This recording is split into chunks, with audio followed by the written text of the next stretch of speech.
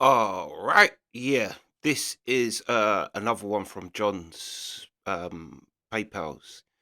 Um yeah.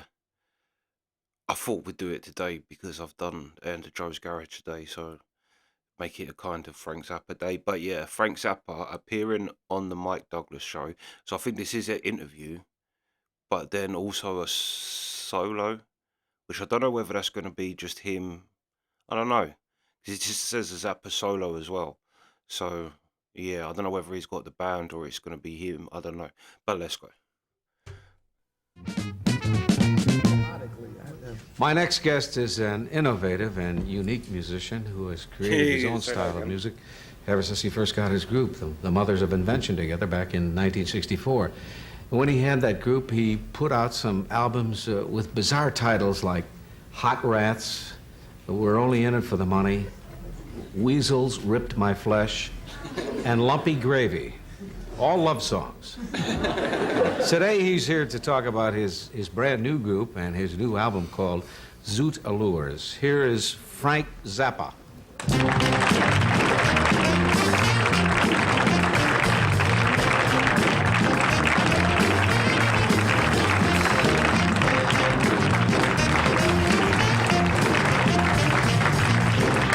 Look here. You got some real fans that stood up when you come. Those are very unusual titles. How do you come up with titles like that, Frank? I'm abnormal.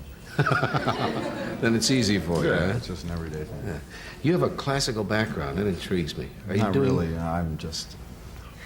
I know about you, Frank. Are you doing this just for the money? Would you rather be doing something else, or is this what you're really into, the kind of music you're playing? Oh, I love what I'm doing. Do you? Yeah. How long have you been into the rock music?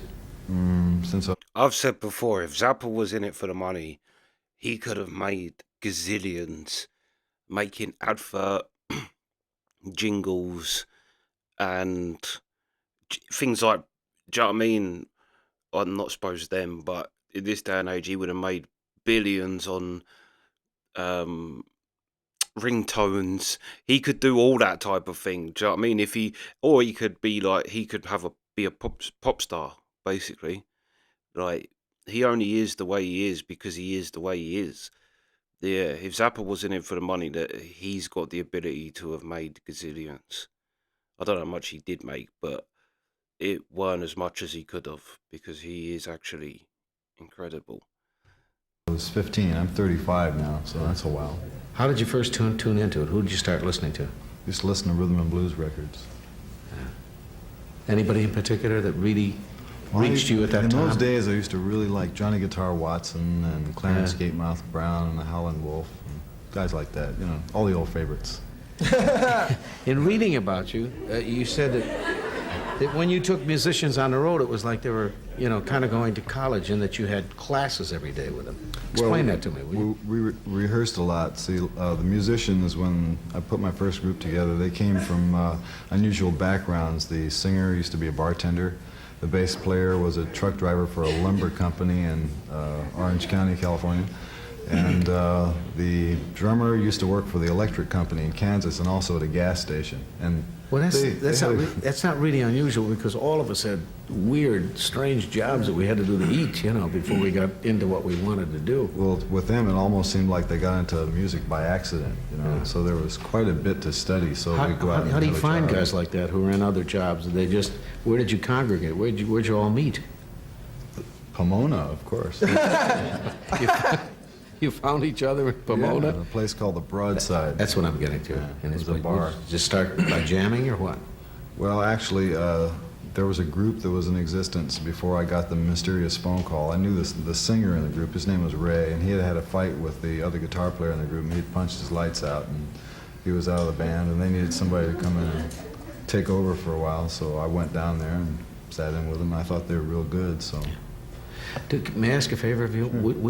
We're in a time bind, and I want you to play, and then Okay. we'll talk some more later, okay? Sure. Can you? Yeah. You play something for us?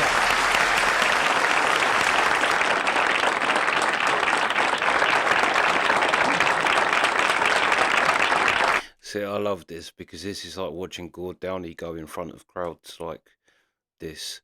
Is that these people?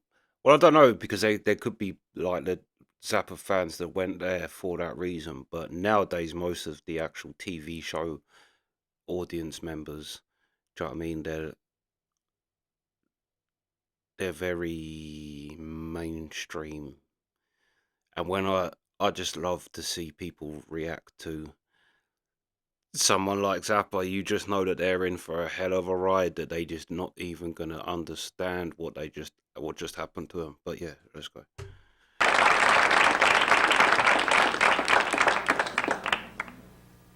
going to take a moment, folks. I got to plug it in here. Turn on the giant amplifier. Let's see. Nice one, huh? Okay. 1, 2, 3, 1.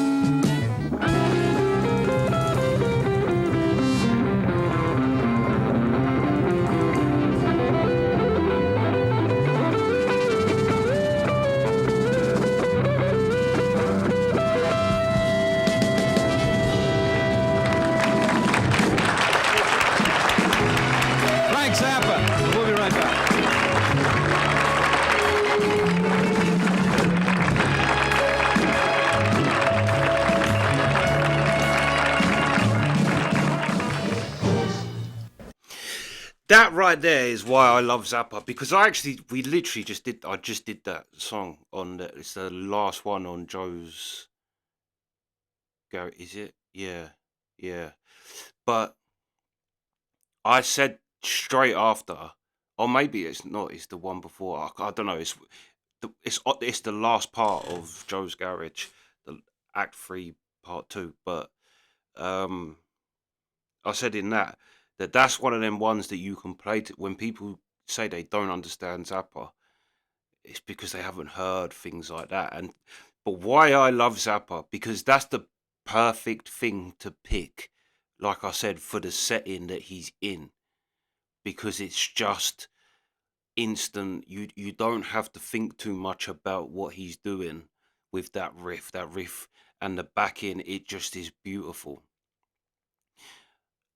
But why I love Zappa, and why I think what people don't get, which once you get, you love, is that he has, like, do you know what I mean? He started on that.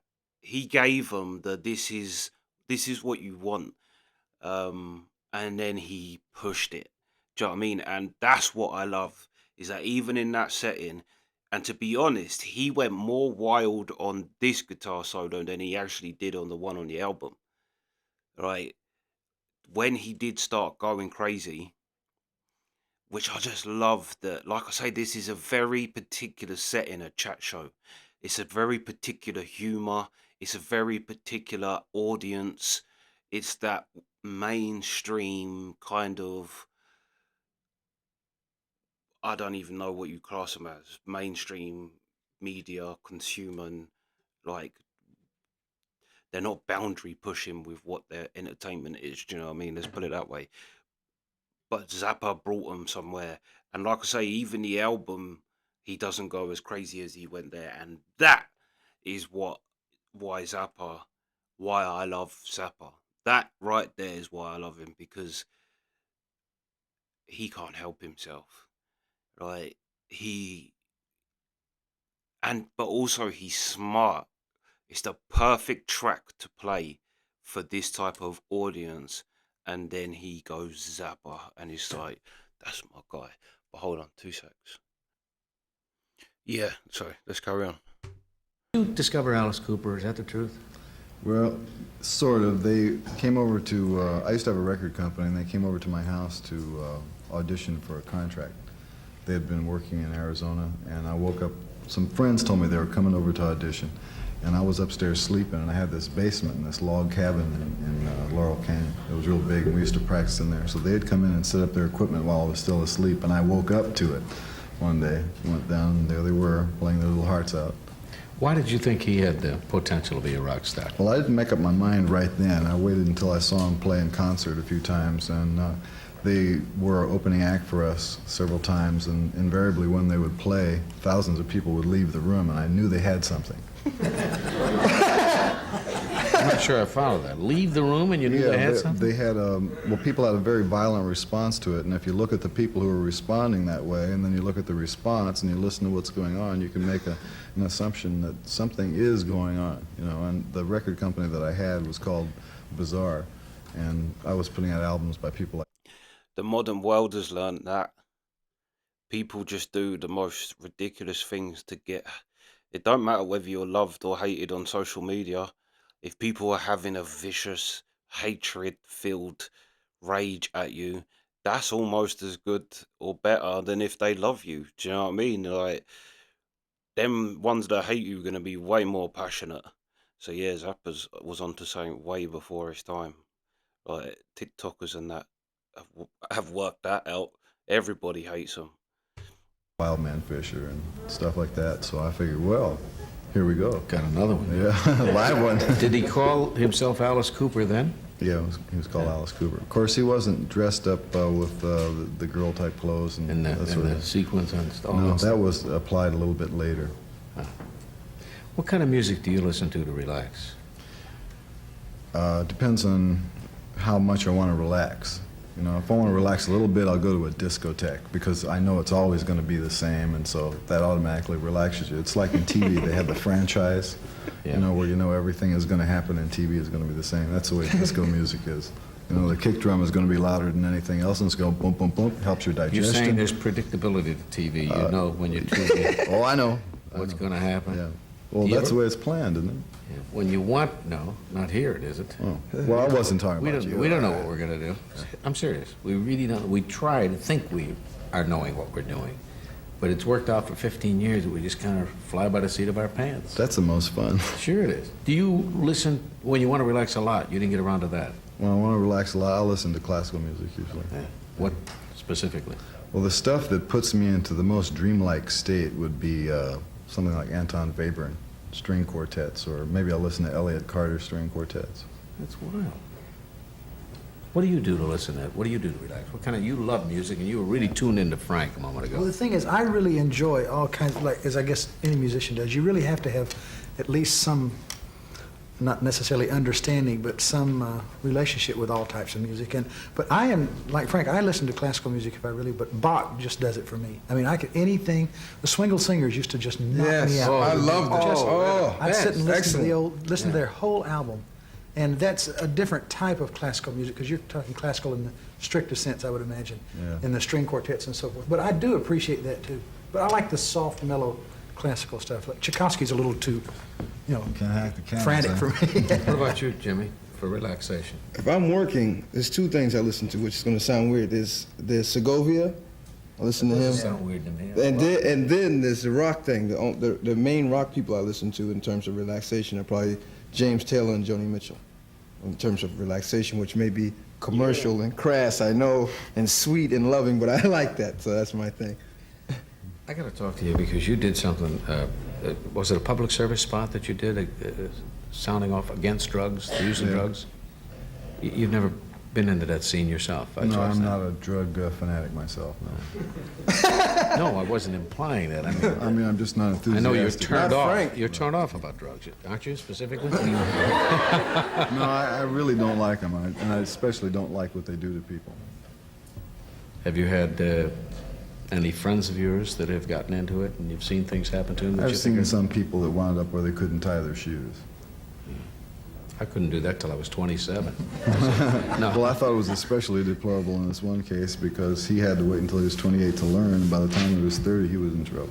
Yeah. No, I was only being facetious, but I'm really interested in that, and I'm interested in what reaction your fans had to your doing that spot. Well, a lot of people believe that I'm, you know, out there, you know. They, Well, aren't people past that, just looking at a person trying to decide what you cannot decide upon meeting a person, regardless of what their hair is like or their clothes. You can't find out you don't know what that person's about until you sit down and spend some well, time with them. unfortunately, a lot of other people who did those public service announcements were actually heavily into the chemical alteration process. So maybe the people who listened to those spots took it with a grain of salt. But I I'm think against it. of that type of spot, the most impressive thing, the most memorable thing I have ever seen on television was the fellow who had terminal cancer, who was once a part of the Perry Mason show. Remember him? I Yeah. can't think of his name. It was Talmadge. Talmadge.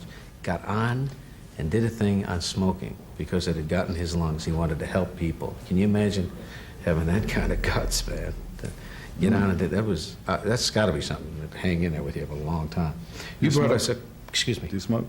No, I don't smoke. Did that turn you off when you saw that?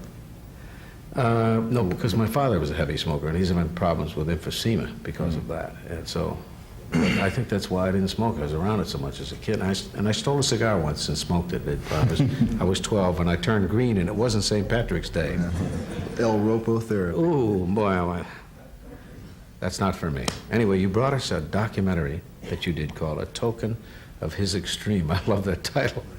Tell me what we're about to see, You're Frank. about to see 2 minutes of a piece of videotape that was made almost 2 years ago, embodying the performance of the Mothers of Invention. And it was put together with my own money and my own time, and it's been offered to television networks and to syndication. And it has been steadfastly rejected by the American television industry. It has been shown in prime time. Again, another thing Zappa was way. I'm telling you, if Zappa was Zappa now, even though I did say people don't get things now, but your ability to reach people is so much easier now. Like, but Zappa was way ahead of that. He filmed himself. He's putting it. Now people do that anyway. Everybody, do you know what I mean? Literally, now I'm doing that same thing. But look how much easier it is, and people all around the world. It goes to people all the way around the world as soon as you put it up. Do you know what I mean? It's whereas back then, but Zappa was way ahead of his time because it's really this day and people still want big companies involved in their thing, which I don't understand. Like if you get to a point where a big company wants to get involved with you, that means you're doing something right. Just forget them and keep doing what you're doing, and then you'll be free too. But yeah, to back then, although I know people was doing it, but it wasn't a common practice like it is now. Do you know what I mean? Like, yeah, how many people just have like channels that they just something happens in the world and they just put up their opinion about it. Do you know what I mean? Like, and people like it or they don't and whatever. But like, yeah, another thing where Zappa's way ahead of his time. Just forget a big company. They're idiots. Do you know what I mean? They don't really care about art or anything like that. They don't really care about you as an artist. They just want to make as much money as they possibly can. And if you just do it yourself, all right, you're not going to make as much money, but you're going to get the right people that like you. Um, and you're going to be able to kind of stay true to yourself as an artist or creator or whatever. Do you know what I mean? But yeah, shout out to Frank for that. In France and Switzerland with marvelous results. It's probably one of the finest pieces of video work that any human being has ever done. I like a man that's modest. You did it yourself. I did it myself, and the animation that you're going to see, and this was done by a guy named Bruce Bickford, and I hope he is watching the show because it's probably the first time that a lot of people in America got a chance to see it. So, Well, turn it's it our on. pleasure. Let's see it. Frank Zappa, we'll be right back.